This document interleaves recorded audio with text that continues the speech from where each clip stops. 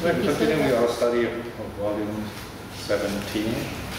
17, as you know, is a double volume, 17A and B. And the beginning with volume A, that is on the 5 aggregates. And it is part 2 of our study on the first aggregate, form. The 5 aggregates are form, feeling, perception, formations, consciousness. Form, although we often understand it as matter, actually comprises the 4 elements. Okay, the word element is a modern term. So Pali word is dhatu. Dhatu can, like the word dharma, dhatu is another quite general term, although it's more specific than dharma. Dharma is very the broadest term possible. In other words, it's just like the English word thing. Alright, so you've got to see the context when you translate the word dharma or dharma. Okay. Of course, we know dharma famously as the Buddha's teaching, dharma, right? And then we also know the word dharma is truth, for example. Dhatu, on the other hand, translates element, referring to states of matter, what we understand today as states of matter, or phases of matter. I prefer phases, aspects, if you like, rather than states. State is an idea like it's fixed, you know. So these 4 elements, they are ideas used by the Buddha to give us an understanding of the nature of our existence, right? And they are very fluid, dynamic, and the idea is to maintain some kind of harmony in our being. So we're made up of 4 elements, our body is 4 elements, so we want them to balance out. So it's something I talked about last lesson. Now, before I go on, just a slight diversion.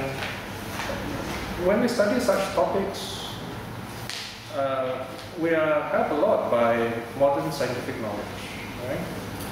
So, of course, in Buddhism, we have no quarrel with science, although we don't 100% agree with science, because sometimes science can be still experimental. Even the scientists themselves do not agree with each other all the time. But most of scientific knowledge are useful to us. For example, when we try to talk about the 4 elements, probably a Buddhist scientist, might be able to tell you this topic in a more interesting way. I put in some of the very interesting ideas here for you, so you can read them here. For example, today we are page 37 onwards. You can see many of these interesting points. Now, let me just show you an example of how scientific terminology and scientific knowledge can help us understand the nature of the elements a bit better. Page 29. Page 29, for example, when we talk about the 4 elements as in a modern way, so to speak, as solid, liquid, gas, plasma, we are trying to understand it from a knowledge level, academic level, if you like. Okay? We call this the aha approach. Right? The other approach is called the Om approach. Okay? I'm going to tell you the meaning of this a little later. Remind me if I forget. Okay? So let's look at the aha approach first. This is a scientific approach. Once you hear this, you say, aha, oh, this is good, this is interesting. Right? It helps us to kind of understand better and maybe talk about it with other friends. Topic of discussion, so to speak. Look at page 29, second paragraph, 3.1, second paragraph. A solid is almost rigid and is subject to 2 kinds of stress. Tensile stress tends to pull the body apart, while shear stress tends to press one part past the other. So this kind of pull-push aspect of matter. So this is a very interesting words, very interesting way of describing matter using modern terms. On a microscopic level, the molecules of a crystalline solid are characteristically arranged in an orderly lattice. Lattice, example, you can see on the left-hand side, the diagram. Molecules fixed in the lattice. Can you see that? Yeah, very nice arrangement. In the fluid states, a liquid and in the fluid states, that means the liquid and the gas, stress is proportional to the rate of strain. Okay? And a shearing stress turns parts of them into a viscous flow. Spatial order is less obvious than that of a solid. Okay? So it's a very interesting description, and they use numbers in science. Modern science still has not fully understood the nature of non-solid states. Distinction between a solid and the two fluid states, gas and liquid, is clear only for those substances whose molecules are composed of a small number of atoms. When a number exceeds about 20 atoms, don't ask me how they know this, the liquid may often cool below the true melting point to form glass, which has the mechanical properties of a solid, but lacks a crystalline order. If the number of atoms in the molecule exceeds about 1 to 200, then the classification into solids, liquids, and gases is no more useful. Oh, this is wonderful knowledge, no? But I must tell you, it won't help your meditation. Alright? So in the daily life, it's fine. We can use it for talking. In other words, whetting the interest of people so that they look at it, they say, oh, this is interesting, and they have nothing to object. Well, they can relate it to modern life. So this is the intellectual aspect, one aspect, thinking aspect of our being. Okay? Remember, thinking aspect is useful in communication, in expressing knowledge, outward going. Okay? We use our senses in outward going. The Buddha also, in a sense, used this kind of approach to communicate with us. But in order to get that kind of knowledge, in order to experience that knowledge directly, you've got to go beyond thought, beyond science, so to speak. No thought, no science. Alright? Why do we need to do that? Because we need to personally experience these things for ourselves. So the Buddha transmits the Dharma to us, so we can say, yes, I have the Dharma. In other words, we understand it as book knowledge, as academic knowledge, third-hand knowledge. Yeah? You have this. In other words, it's not really yours. Not really yours here. We're not talking about ownership. We're talking about experience, direct experience. For example, you can watch a happy movie, or you can have a collection, a whole library of happy movies, but you're still not happy. On the other hand, this person living all alone in the forest, very simply dressed, eats simple, no family, all by himself, is happy. He is happy. That is, to be, is what we're talking about here. So this is called, I call it the Om knowledge. No? Okay, aha and Om. Aha is something like all hot air. AHA. Yeah? I mean, it's useful, but you can't have your meditation. Om, anyone thinks what can we what meaning can we give to Om? To me, it's open mind. Open mind.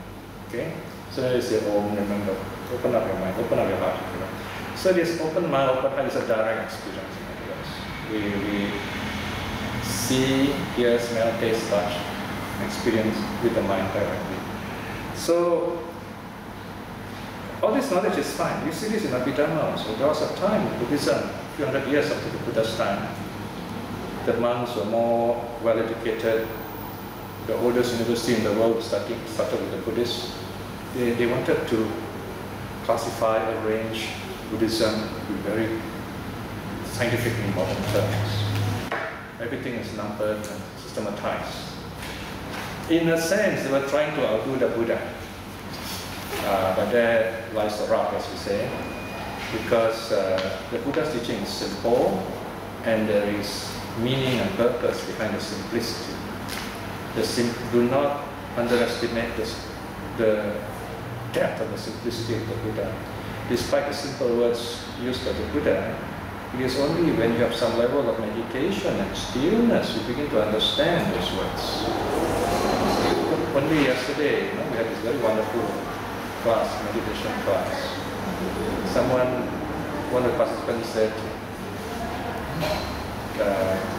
she experiences very interesting kind of feeling, very peaceful feeling. It's neither pleasant nor painful. Neutral feeling.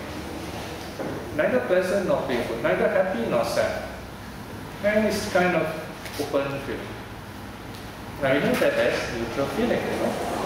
And the wonderful thing is, this person, this lady, at first she didn't want to come for meditation.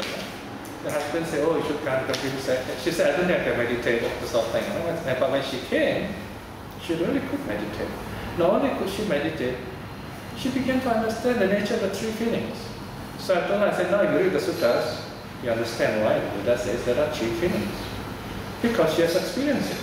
So to her it's very real. So when she read the sutta, she said, wow, I know this one. Yeah. So this is also a kind of aha experience. But it leads you on to the home experience. It opens up your mind to the sutta. And you just look at it, the meaning just pop up, you know. Jump to you, so natural, and you begin to see the connection.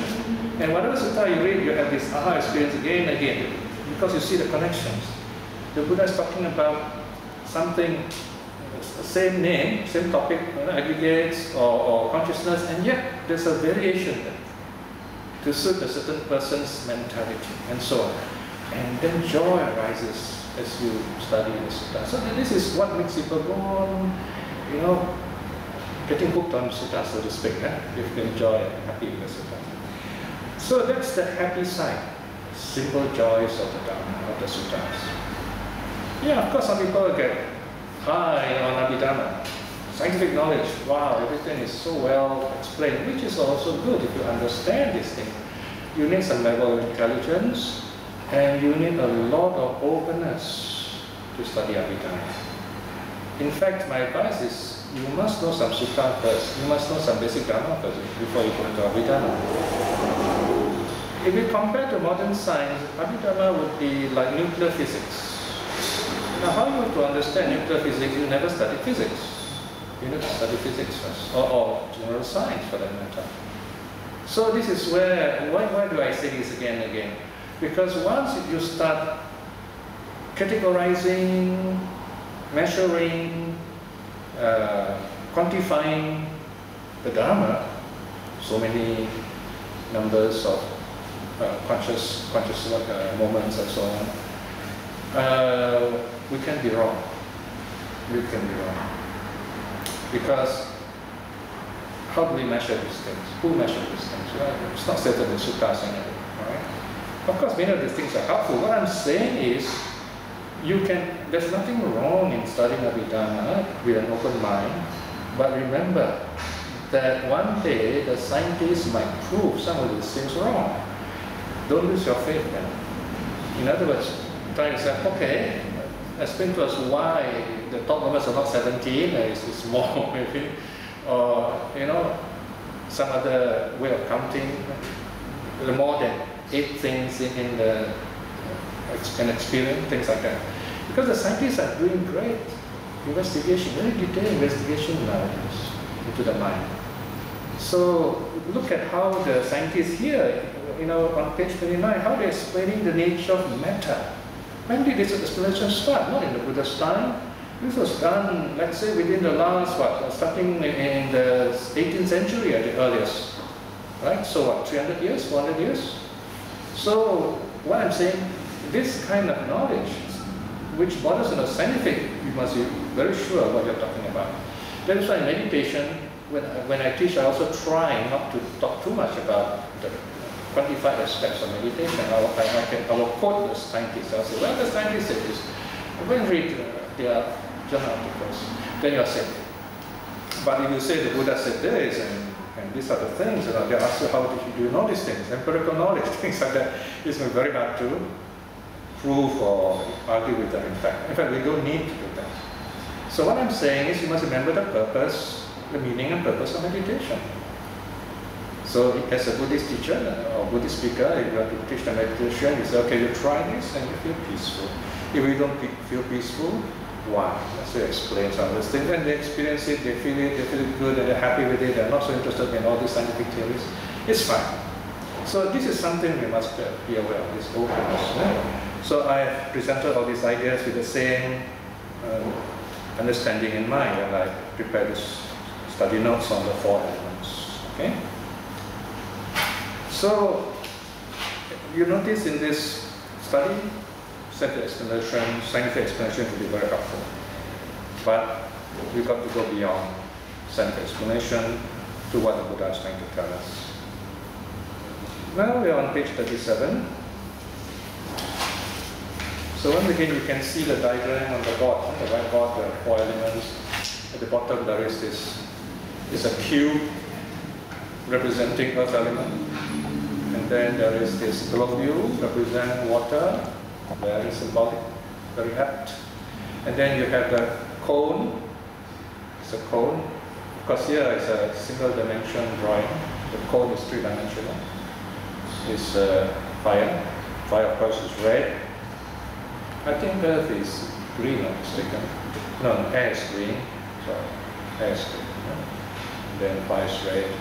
And then you have wind. Wind is in the shape of a meniscus.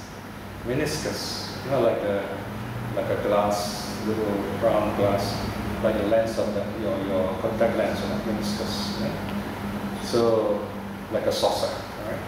So these are again later art. This is not found in the scriptures, probably Tibetan maybe or Indian. So, and from this diagram, you get the prototype of a stupa. Right? This is how a stupa is designed in China, becomes a pagoda. So it actually represents form, human body. And the top is a flame. That's the 5th element, fire, consciousness. And the 6th element is space, which contains or holds all these 6 elements, so to speak. And you find all the 6 elements mentioned in the Mahabharata Sutta. And Mahabharata Sutta is M62. You can also look up the Dhatu Vibhanga Sutta, analysis of the elements, M140. And the Mahahati Padopama Sutta, the parable of the elephant's footprint, M28. So in these 3 suttas, the primary elements are seen as both internal and external. Okay, now we come to the meditation aspect. Why did the Buddha teach us the 4 elements? Earth, water, fire, wind. I love doing it in this sequence, to go through earth, water, fire, wind, leading to breath meditation. For example, okay, we start with the earth element. As you're sitting in your meditation posture, you can, for example, use your tongue and pick up your tongue, just press the back of your upper row of teeth. Hardness.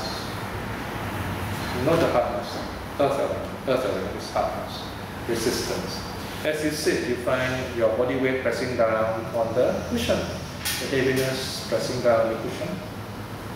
The point of contact. That's earth element. The point of contact. The heaviness. Okay. Heaviness means it includes lightness also. Heaviness, lightness are all grades of our conception of earth element. How you can feel, the mind is amazing, it's so sharp.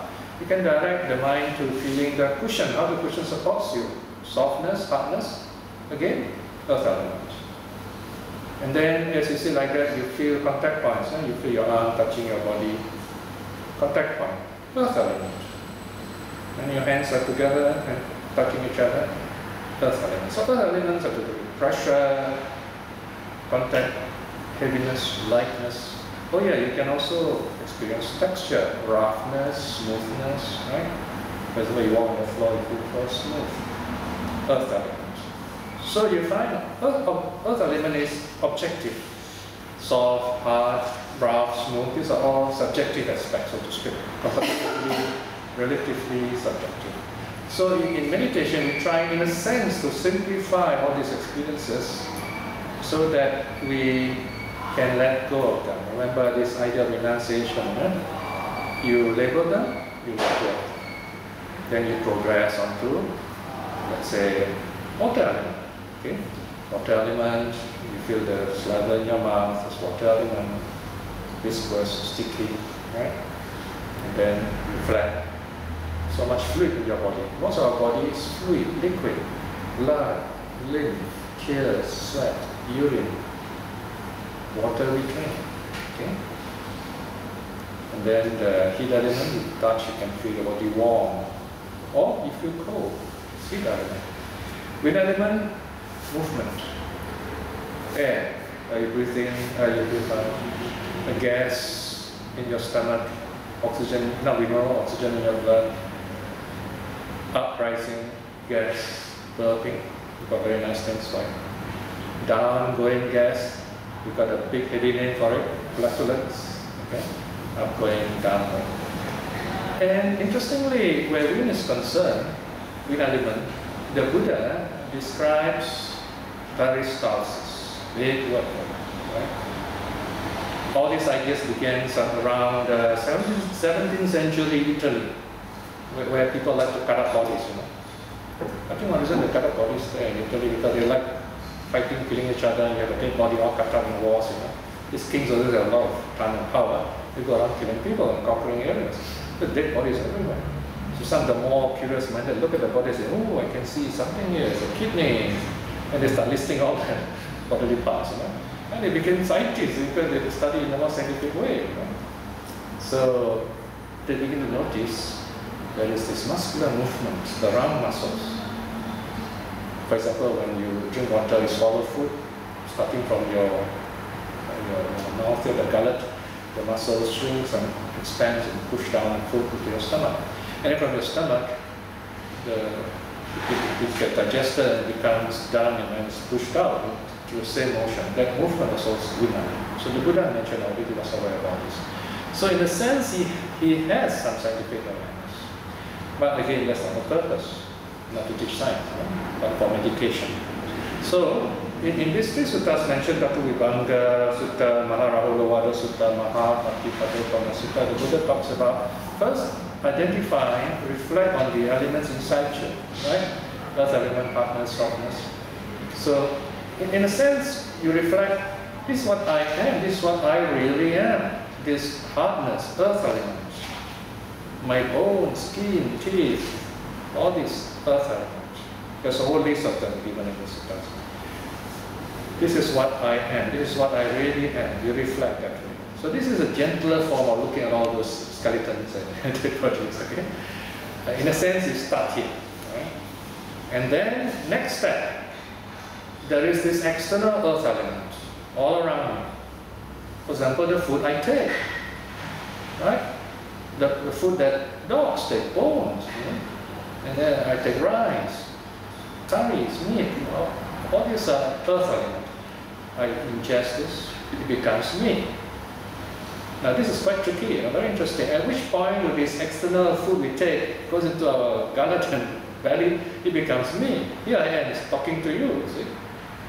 So this food becomes me, right? Don't worry about at which point. Internal earth element, external earth elements, they are the same earth elements. Now in which other religion do you see such a simple statement which is so true and so powerfully spiritual? It goes into the spirit of us. So this is a very important reflection on ecology.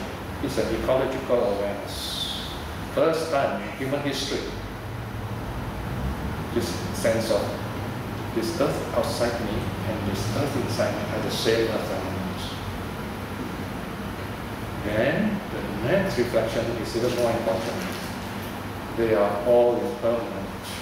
They are all impermanent. Changing, becoming different. No self. So this is, in essence, reflection on the elements.